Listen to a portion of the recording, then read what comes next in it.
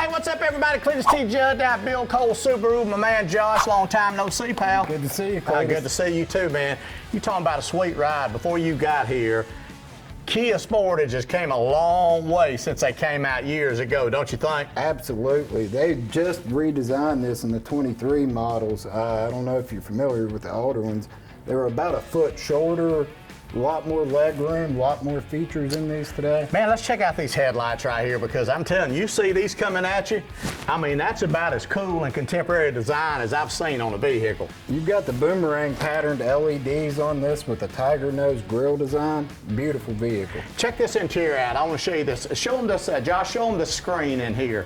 We were looking at this earlier. It's all one continuous screen across the entire front. You've got a full panoramic display in this where they actually combine the instrumentation cluster with the infotainment center. Yeah. Did it all just to kind of mitigate driver distraction.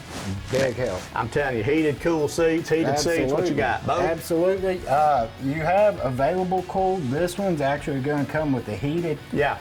You're going to have the all-wheel drive package on this, panoramic sunroof, power driver seat, leathers.